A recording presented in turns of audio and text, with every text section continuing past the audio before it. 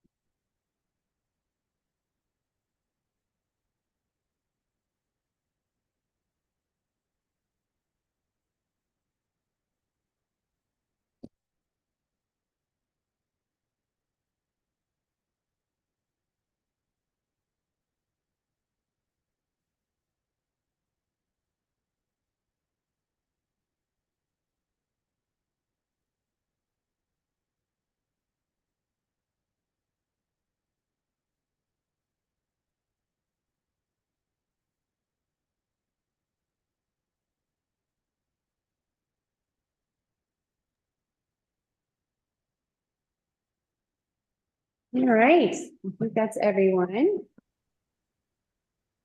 So good morning, everyone. This is the Finance Committee meeting on March 18th, and it's 9 o'clock. Everyone is present. Thank you.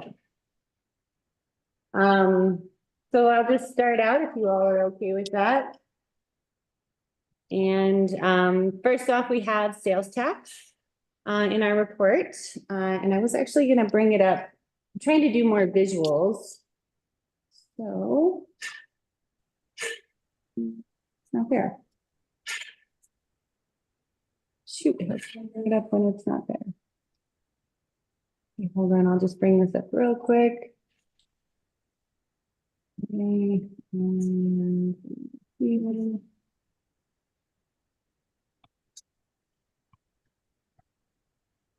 there. Got it pulled up. All right, so we received our January sales tax and are $1,000, $889 over January 2023. Year to date, since we collect 2 months in the rear, we are about $9,000 over last year. This includes the November and December, which we collect in February and January. Any questions or comments on our sales tax? Do any of us remember what was up with January 2022? Like, I kind of thought it was like a payment, that 100,000, why it was so anomalous. I was like, wasn't that a prepayment or post-payment? But then at the same time, I don't see any really goofy things. So I don't know. What happened in January of 2022? I'm trying to remember that. And it wasn't, you mean January or November? Well, I think it was it was sales tax from January collected in March. Mhm. Oh, okay. Yeah. I don't know. It's weird. Yeah, I think we had expected that to go back down, as far as being taken out of another month, but it doesn't look like it was, so. Yeah. Well, maybe we did something amazing and we should do it again. I don't know. Yeah. Anyways. Great. All right. I mean, it's pretty shockingly, it just still is so crazy, the differences with online sales tax collection and just overall revenue. It's pretty remarkable. Yeah, it's really benefited us. Right. So then we'll go to January financials. Really, I have nothing of significance in the January financials as it's so early in the year. We are paying a lot of quarterly bills on last year's revenue, basically. So it'll be a couple months before expenditures and revenues kind of even out and we can see where we're at. But any comments on our January financials right now? Oh, no, I didn't have any. Okay. Then we will go down to our USDA financing new accounts. So the USDA loan grant for the replacement of our sewer collection system is a little bit more complicated than John and I were expecting. But we've reached out to a lot of resources and figured out kind of how to administer it. Mostly in-house, we are going to be relying on our engineers to help with it as well, but the in-house portion is quite big. So Obviously. yeah, so the biggest surprise was that in reading the terms of conditions, we are supposed to seek interim financing with a private institution. I saw So that. Yeah, so USDA connected us with CoBank. And I have a meeting with them on Wednesday. So you'll likely see a loan resolution come through the board in the coming weeks. I'm also talking with Region 9 as well to see if they have any resources for us. Just looking at what it looks like with interest and seeing if that gets paid for in our grant or not, because it is significantly more interest, like the interest rates I expect to be more than what USDA offers us. Yeah, So yeah. I mean, what do they typically say about that? It's like, here, we're giving you this low interest loan, but just kidding. You have to go find a bank and then maybe we'll figure it all out in the end. yeah, so that was Yeah. a shocker for us and we're navigating that. And then also we'll need to open separate bank accounts for the debt fund, the reserve fund, and the construction account. So I'm researching the best options for all of these accounts, and it's looking like it's going to be a combination of the Bank of San Juan's, Collet Trust, and CSAFE. So you'll likely see resolutions at the Board of Trustees come through for the opening of these accounts to facilitate this one grant loan.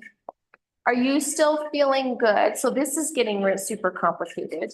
As we delve more into a variety of housing things, that gets complicated. As we pursue wastewater treatment plant design and funding, that gets complicated. Do you feel good with the financial director services that we're getting? Yes. Yeah. Right now I do, yeah.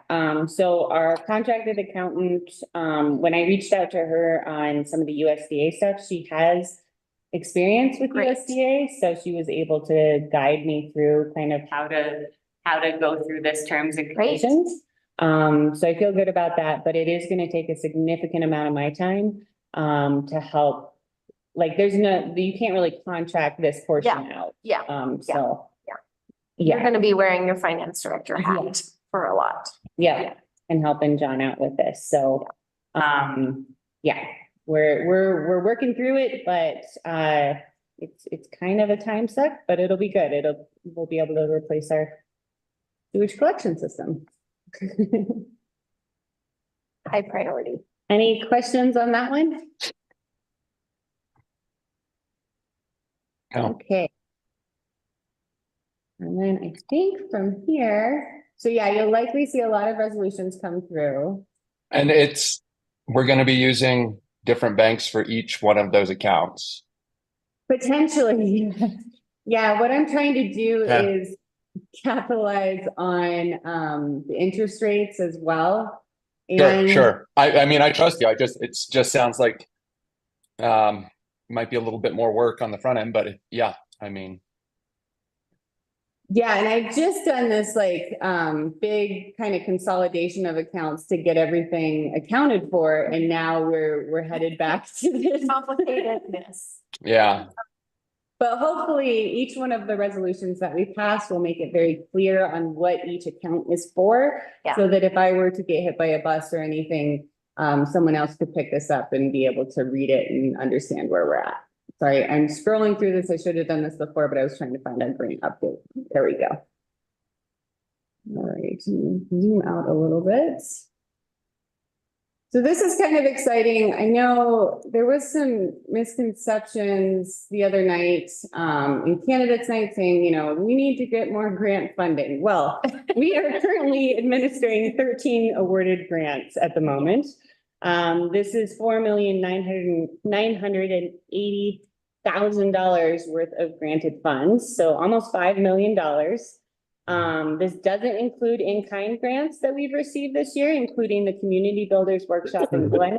the Housing Authority, the technical assistance grant from CHAPA that is conceptualizing the build out of Zanoni property, and the Dark Sky Association technical assistants who are working with Clarion on the land use code rewrite. So this is just the monetary side that you're seeing on the screen. So trying to keep all of our reporting in line for each one of these grants, as you can imagine, is a little bit of a challenge, but we have help now with Anne receiving the housing grants and MSOB grants. And then Sarah as well helping to administer these grants. So one thing we haven't talked about in this committee, but I've been working on is the congressionally direct funding request. And Blair Street did not qualify since the TAP grants that we were awarded are federally funded and you can't match federal funds with more federal funds. And then the wastewater treatment plant's in process of being sized and scaled.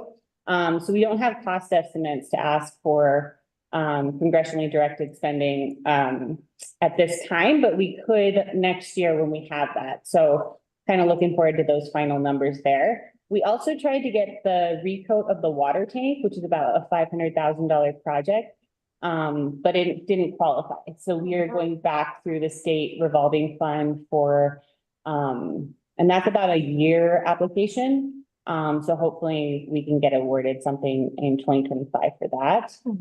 So we decided on the library renovation is kind of the only project we have shovel ready that's kind of teed up and eligible for these funds. Jim and I definitely heard a good bit at the community builders training around just using your congressional representatives and maybe, I don't know, just in the future, having some of us elected officials just kind of speak up on behalf of some of these projects too. So I think we could be a little bit more direct on our communications efforts or campaigns. And so just reach out for help as you need it. Yeah, and one thing that Senator Bennett's representative John Whitney was talking to me about was that we haven't received any of the congressional funds in Bennett's time in office in San Juan County. So he's really pushing for a project to be completed in San Juan County. Now, San Juan County did apply for funds as well. They applied for Baker's Park. So between the library and Baker's Park, we're hopeful that we'll get something, and both of those support our master plan. So Yeah. In an indirect way, the library is not mentioned in our master plan, but it is a building that we need to keep up as far as infrastructure goes. Caring for infrastructure and our assets. Again, it's the kind of thing where it's like people don't know that it's a priority until it's gone. Like I talk about this with the preschool, right? In our community health assessment, when I looked at other counties, affordable childcare came up all the time as like a health need, right? Like as a need for people to be successful in their community. Well, it doesn't come up as much in our community because it exists. We have a great resource, but if it went away, it'd be huge. The library is the same thing. If it went away, if it couldn't function, if the building fell down, it would be a huge loss. And so I think it's perfectly reasonable to justify that, supporting that asset. Absolutely. Any questions on where we're at with our grants? Can we include this in a board packet coming up? Oh, yeah, It's a great, absolutely. yeah. Kind of my, Or even like a link on the town website, just like, hey, reminder, FYI, just remember all this amazing things the town is doing. This is a lot. yeah. Kind of wanted to showcase this because I'm very proud of the work we've done to get this far in our grants, but we need to now administer all these grants, which is not all of them are as complicated as the USDA, thank goodness. But some of them are. Yeah, The brownfield is. definitely. All right, and then the last thing I had for you all, this is a quick one this morning. Was just an update on all of our projects that we have going on. So let me find that. There we go. Oh, wait, am I sharing my screen still? I don't think I am, right? No, I'm not. Okay. You're not, no. So, first of all, we're working on the EQR rates and summer businesses and RV parks resolution. This has been kind of a complicated one to try and figure out staff internally on like when you would be able to shut it off, how we would administer that, what's the most efficient way to do that. So we're working on that and we're hoping to come, back to the board sometime in May with, our resolution for that. Then we go on to forgiveness process for businesses regarding the increase in lodging fees. We've been drafting a policy to apply for businesses to apply for forgiveness if the increase of lodging fees is impacting them to the point where they feel like they need to be forgiven for that period of time. And that is a complicated one as well. So we're still kind of working through that and hoping to have something in front of you all in April. Infrastructure. So as you can see, we're kind of backed up with projects right now, but working through them. Infrastructure reimbursement policy. We've been working with a landowner on Trent Hill who's interested in town facilitating an infrastructure reimbursement program. This does exist already in our code in chapter 11 and 13. We have developed a spreadsheet. Actually the developer, and he's not like a multi-unit developer, it's just a single family house. But he's trying to get this project up and going. So they actually created a spreadsheet that we're now testing and seeing if it would work for us. So we appreciate kind of their recognition that we are at max capacity and helping us out when they can, and they have experience in this area. So we're trying to work through that.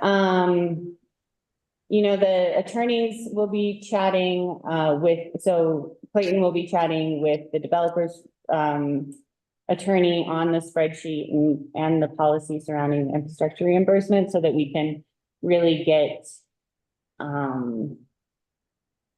it to be functional for the town before we launch it. So this has been like a year and a half now long process that we're trying to work through to get this program established. It is in our code, so technically we have to do it. We haven't had the mechanism or process to facilitate it. Right. Yeah. I mean, if you talk to people around town, this is a common assumption that this is how it works. Someone puts in the line, everybody pays overtime for the line. It's definitely an assumption. So it just seems like we haven't had the structure in place for that reimbursement to happen, and it's kind of challenging for the town to manage it in the future. Yeah. And we're dealing with little things like inflation rates. What do you use for that? It looks like most municipalities use cost of living as an inflation rate, basically. So we're trying to integrate that in. And then we're also looking at the frontage of the property. So right now the spreadsheet looks at everyone as having like the full frontage of their property would count towards that infrastructure reimbursement, but technically some of them will only have part of that frontage being used for that infrastructure to go in. So we're trying to figure out how to make that fair as well. So little complicated there, but we're getting through it. And then Colo Trust account, we opened that in February. We put $100,000 of the general fund in, and how we're going to use this is if we have cash sitting in the bank that we're not using right away, we're putting it in the Colo Trust account to gain interest on. And you can get 5.5% interest right now on it. And then transferring it over every month to pay those bills. So it's more of a hands-on cash management, but potentially will give us a bigger yield out of our funds. Is that working for you? Yeah, I actually really enjoy it. Okay. I did. 5.5% is nothing to sneeze at, so. Yeah. So, I mean, that could potentially fund a part-time position. So, yeah, it just takes a little bit more work, but I think it's worth the work. And we've been doing some analysis on kind of our trends on how much we need exactly in the bank account. So it's been a really good exercise on managing the funds. And then we'll potentially open more now that we have this USDA requirement. Mhm. Yeah. And then, I don't know if you guys knew, but the Transparency Center website was down for a little bit. The revenue and the expenditures weren't pulling up. But that has now been fixed and ClearGov says the bug is fixed. So you should be able to go there. You can click on that link in the packet. And it's also on our website. A link to it if you go under budget and, you can break down kind of all of our budgeting for 2024. Exciting. So I guess my question, if I missed any projects that you all, were expecting an update on in this, please let me know. And recognizing that this is potentially the last time we meet as a finance committee meeting, until the new board comes on. So just kind of wanted to give you an update on where we're at with everything.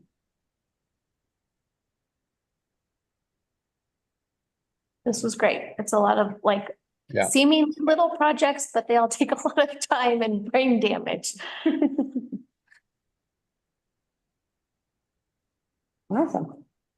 All right. Well, does anyone else have anything finance related? All right. Nope. Great. Well, thank you for your time, everyone. I appreciate it. Of course. Thank you all. Have a great day, guys. Bye. At 9:20. All right. Mhm. Take care.